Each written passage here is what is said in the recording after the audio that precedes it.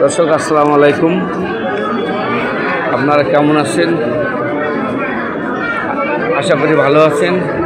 আমি ইনশাল্লাহ আপনাদের দোয়ায় আল্লাহর রহমতে ভালো আছি। তো আসলাম যশোর 250 শয্যা বিশিষ্ট জেনারেল হাসপাতালের করোনারি কেয়ার ইউনিটের নিচতলায় বহির্বিভাগের এখানে মেডিসিন, পুরুষ, মহিলা, চর্ম, ডায়াবেটিস ইত্যাদি রোগী দেখা হয় এবং ব্রেনের সমস্যা রোগী দেখা হয় এই করোনারি বিভাগের নিচতলায়, এই বহির্বিভাগে। তো আমি আপনাদের অবস্থা দেখাচ্ছি যে কী পরিমাণ ভিড় এবং এত রুগীর চাপ। তো বন্ধুরা আপনারা দেখেন আসলেও কত রুগীর চাপ। বন্ধুরা আপনারা দেখেন যে আমার কাছে মনে হচ্ছে যে অক্সিজেনের অভাবে এই রুগীরা মনে হচ্ছে মারা যাবে।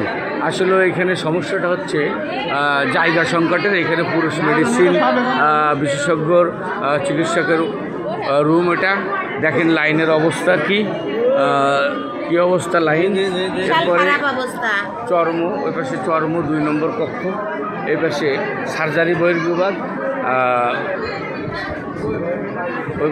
ওই পাশে সামনে ডায়াবেটিস 3 নম্বর রুম, ডায়াবেটিস বহির্বিভাগ।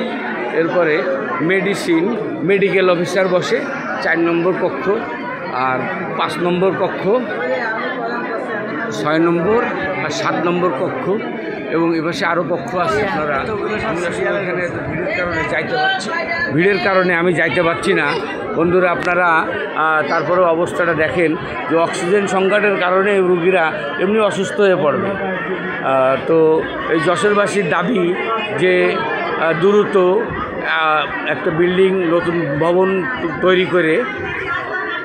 ভবন তৈরি করে এই বহির্বিভাগের আওতা বাড়ানোর দাবি জানিয়েছে যশোরবাসী।